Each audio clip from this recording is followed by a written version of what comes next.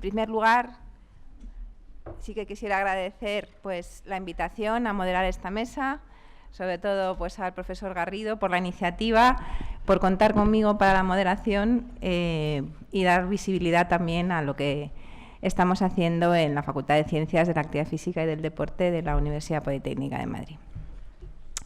Entonces, para mí es además pues un placer y un honor, porque las personas que van a participar en una mesa, pues la mayoría son unos grandes profesionales, investigadores, muchos pues conocidos, y entonces pues también cuando te reúnes con gente conocida pues da todavía más gusto moderar.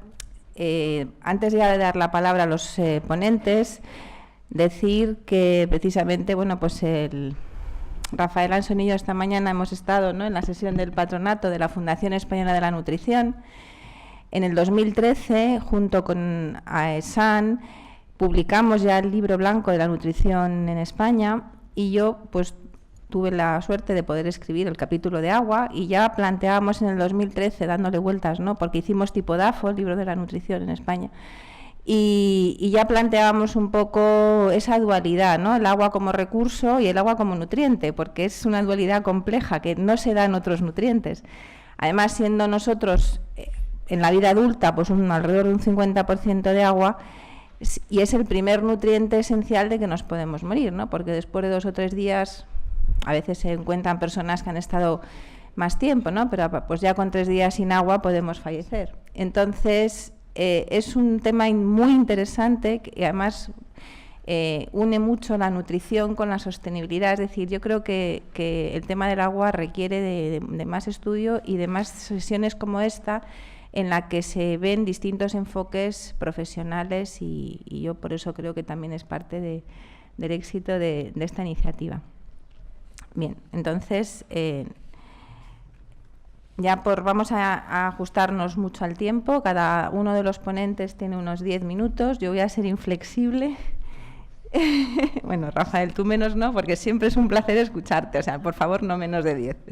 Entonces yo creo que Rafael Anson le vamos a dar en primer lugar la palabra. Él es el presidente de la Real Academia de Gastronomía de España. Yo tengo la suerte, como digo, de coincidir con él en el patronato de la Fundación Española de Nutrición y en algún otro curso que hemos organizado. Creo que yo le admiro mucho, porque además ha sido uno de los grandes impulsores del cambio de modelo que hemos tenido gastronómico. Yo lo he aprendido de él, ¿no?, de cuando predominaba la cocina Francia, y ahora la cocina se ha extendido en cualquier país del mundo, se hace gran cocina. España es un país que el turismo gastronómico, yo lo he aprendido todo de ti, el turismo gastronómico es una de las grandes potencias, ¿no? Y entonces creo que es una persona que ha sabido abrir un camino, nos ha posicionado también como marca España en gastronomía, y por lo tanto creo que es una gran suerte que en tu apretada agenda, Rafael, hayas podido hacer un hueco y tenerle aquí esta mañana. Entonces, sin más, te cedo la palabra. Buenos días, muchísimas gracias. Creo realmente que el tema del agua no se le da la importancia que tiene, quizá porque había mucha. Y es lo que está ocurriendo con el aire, porque tú decías que sin beber puedes estar 2 días, sin respirar 2 minutos. Y sin embargo no le damos ninguna importancia al aire. Ahora se la empezamos a dar, Pero la importancia del agua desde ese punto de vista es que no solamente es que sin agua, sin beber, no estaríamos más que 2 minutos, es que sin agua no habría alimentos, por lo tanto nos moriríamos en 7 sin comer, aunque pudiéramos hacer otra cosa. El agua es el origen de la vida y es prácticamente lo que permite la agricultura y tantas cosas más. Pero no solamente es que sea un elemento esencial, sino que forma parte de casi todos los alimentos y, por supuesto, del ser humano. Por lo tanto, teníamos que empezar a pensar primero que se puede convertir en un elemento escaso, con lo cual entonces le daremos mucha importancia económica.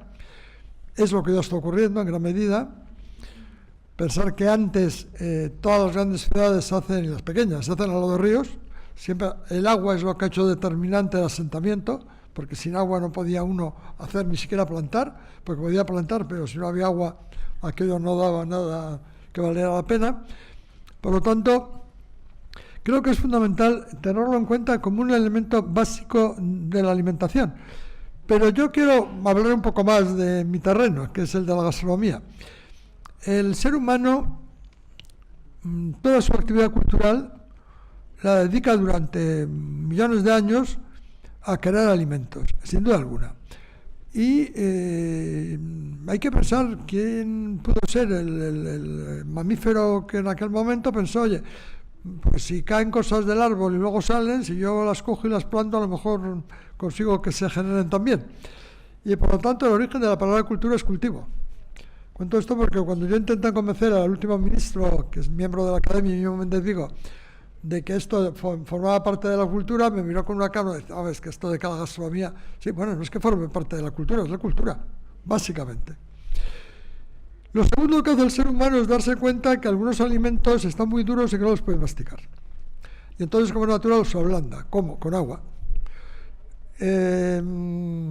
Curiosamente, porque obviamente no lo hicieron con esa finalidad, gracias a que ablandamos los alimentos necesitamos menos mandíbulas. Si ves las mandíbulas del hombre neandertal, al igual que las del mono o las del oso, ahí no cabía cerebro, y por lo tanto si hubiéramos quedado hechos un asco. Insisto, aquellos no sabían ni lo que era el cerebro, pero por suerte, como tantas cosas en la vida y en la evolución, pues ablandando los alimentos fueron reduciendo maxilares y fueron pudiendo evolucionar. ¿Qué es lo segundo con lo que se encuentran? Que comen cereales o legumbres, les sientan mal y no las pueden digerir. Y entonces, ¿qué es lo que hacen? Utilizar el agua, que son las dos primeras técnicas, porque en el fondo es una, pero son dos, que es cocer y hervir. Echaban las legumbres o los cereales en agua, estaban igual de asquerosos, pero se los podían comer porque los podían digerir. Por lo tanto, estaban buenísimos. Curiosamente, eso está ocurriendo en cierta medida en muchos sitios de África ahora. Tienen cereales o legumbres, no las pueden comer y no las pueden cocer o hervir, porque no consiguen generar el fuego suficiente para hervir el agua porque el agua se caliente, ¿no?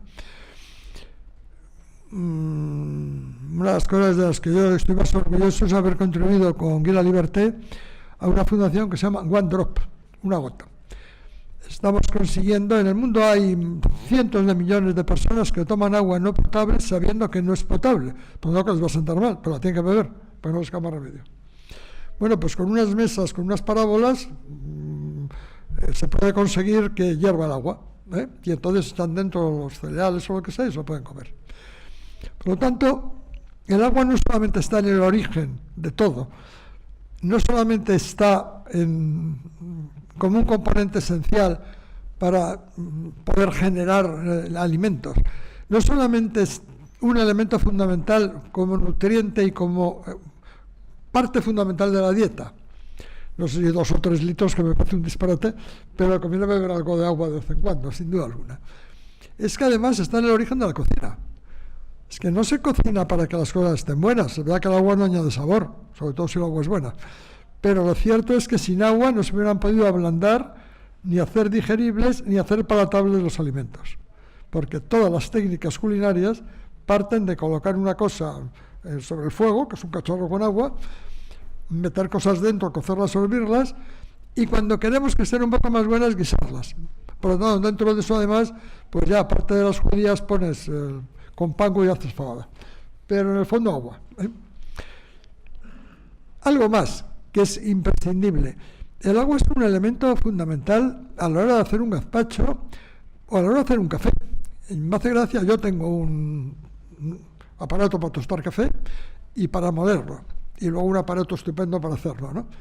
Si le pongo agua del grifo es una porquería. Entonces, gastarte una fortuna en todas las cosas, el último café, si es el de Montañas Azules, vale como 100 euros el kilo. Hombre, buscar agua que vaya bien para hacer eso. Yo he hecho catas de aguas.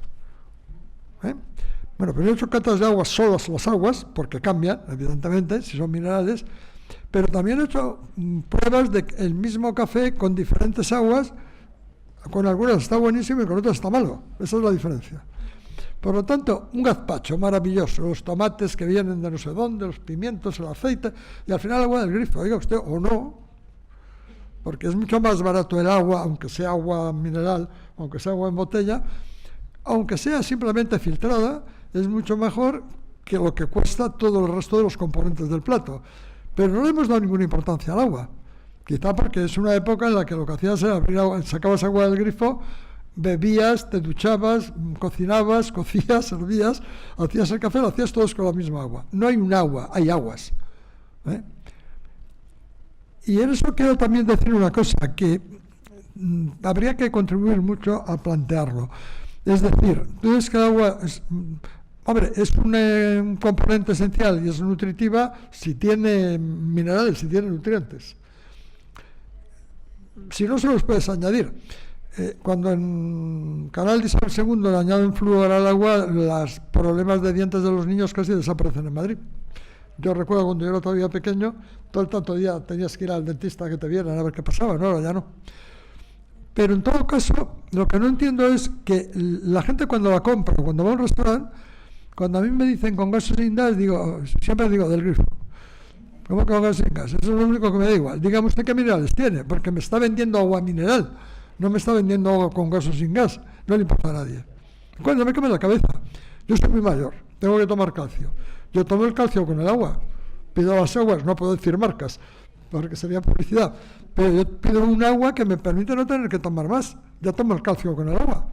Si quiero hacer bien la digestión, procuro tomar un agua que te permita, no con gas nunca, no, pero sí que tenga sodio, que tenga una agua, ahí se puede decir una marca, Vichy, te permite digerir mucho mejor.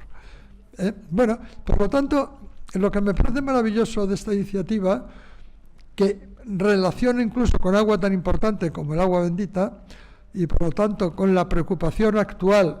Ayer estuve con César Alierta y me estuvo hablando de los contactos que tiene con el Vaticano, con el Papa, para todo este problema de África, y el problema principal de África es el agua, básicamente. Hemos llevado quinua y ahora la quinua necesita menos agua que el arroz y se puede plantar a cualquier altura, por lo tanto está mejorando mucho la posibilidad de alimentación, pero al final es el agua.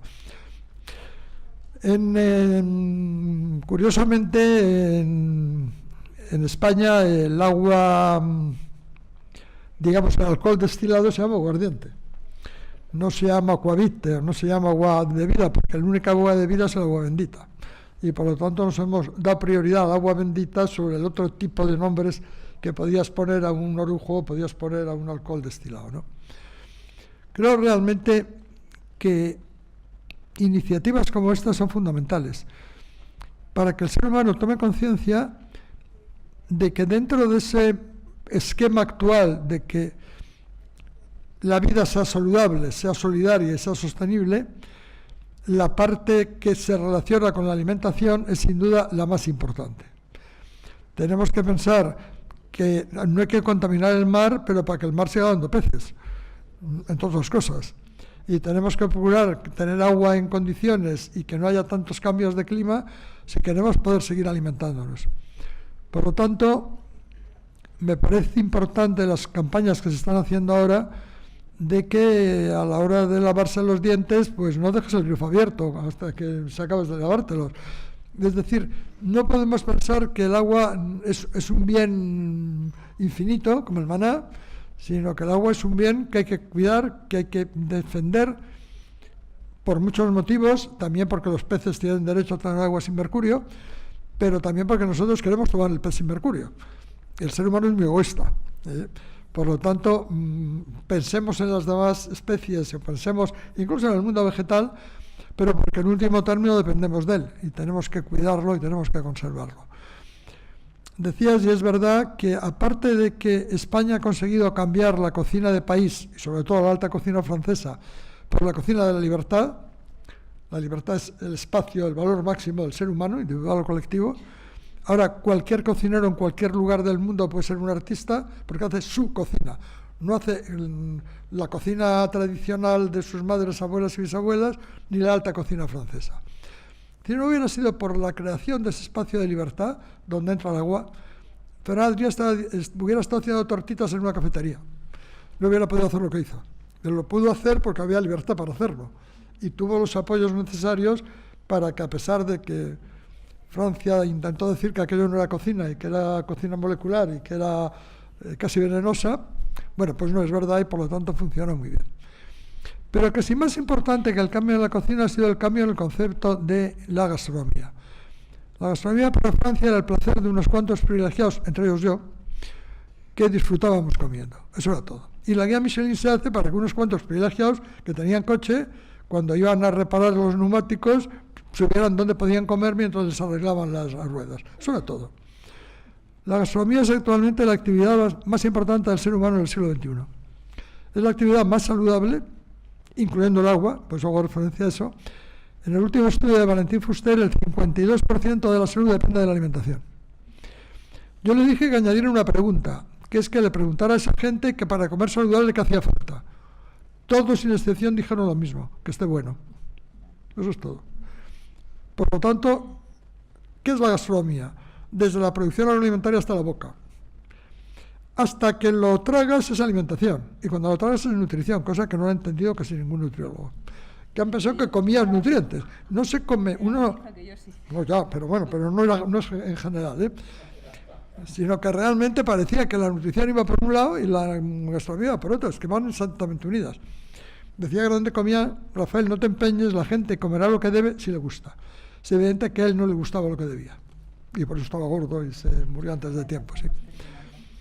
La segunda es que, sin duda alguna, es la actividad más solidaria. Primero, porque hay que acabar con el hambre y con la malnutrición, por exceso o por defecto. No hay nada peor que un hombre enfermo. Perder la salud es horroroso, pero antes que perderla porque la gastronomía sea más o menos satisfactoria, lo que tienes que conseguir es acabar con el hambre y con la malnutrición. Pero además, comer es lo único que genera relaciones humanas. En la familia, el hogar era donde se cocinaba y se comía. Como ahora no cocinan y comen juntos, no hay familia, básicamente. ¿Por qué la única relación que queda? Ya no queda la relación de vecindad. Queda solo la amistad, porque con los amigos comes, cenas y tomas copas, ¿no? Las películas americanas veías que en una familia americana desayunaban juntos, todos hacían el desayuno, ya no desayunan juntos. Aquí en España todos cenábamos juntos, ya no cenan juntos. El niño se queda con una bandeja, que aunque lo que haya en la bandeja sea maravilloso, come mal si come solo. Por lo tanto, solidaridad y sostenibilidad, porque lo que más hay que dejar a nuestros nietos, yo diría que incluso a nosotros, pero sobre todo a nuestros nietos, son alimentos. Y por lo tanto, esa defensa del medio ambiente y esa defensa de la sostenibilidad, en gran medida es por puro egoísmo, ¿eh? Porque probablemente con más decibelios se vive peor, pero tampoco os pasa nada, ¿eh? Pero sí, es que sin alimentos dura 7 días. Y por último, lo más satisfactorio, y termino, pensar en una actividad cultural que satisfaga más de 2 sentidos. No hay ninguna, por lo tanto, darle vueltas, ¿eh? Bueno, la cocina actual satisface los 5. La vista, porque los platos emplatados son bodegones del siglo XXI. En Art Basel, Miami, el año que viene, que es la feria de arte contemporáneo más importante del mundo, el salón más importante se va a llamar Art Culinary, con fotos de platos preparados por los cocineros, hechos por un fotógrafo bueno. Art Culinary. No se va a comer, solo es estética. Ya satisface los ojos, evidentemente, la vista. El olfato y el gusto, por razones obvias, porque es el sabor y eso ha sido siempre. El tacto, porque lo añade Ferran Adrià. La lengua tiene más sensibilidad para el tacto que para el gusto. Y era absurdo renunciar al placer del tacto, cosa que todo el mundo sabe por otros motivos. Y por último, el oído, porque cuando tú tomas un gazpacho, no hablas del gazpacho. Cuando tú tomas un plato de Ferran Adrià, tienes que hablar y tienes que escuchar, por lo tanto, el oído. Por lo tanto, y vuelvo al principio, todo esto que yo estoy contando, sin agua sería imposible. Y por lo tanto, demos al agua la importancia que tiene. Pensemos que lo que más falta, necesita la humanidad en estos momentos, especialmente la gente que no tiene agua, o insisto, que sabiendo que no es potable la tiene que beber, fijaros lo horrible que tiene que ser eso, o que tiene que tomarla cuando sabe mal, huele mal y es asquerosa, y no renunciemos a hacer un trabajo importante entre todos los científicos, los técnicos, los agricultores, los especialistas, para conseguir colocar el agua en el centro prácticamente de lo que debe ser el desarrollo sostenible en el siglo XXI. Gracias.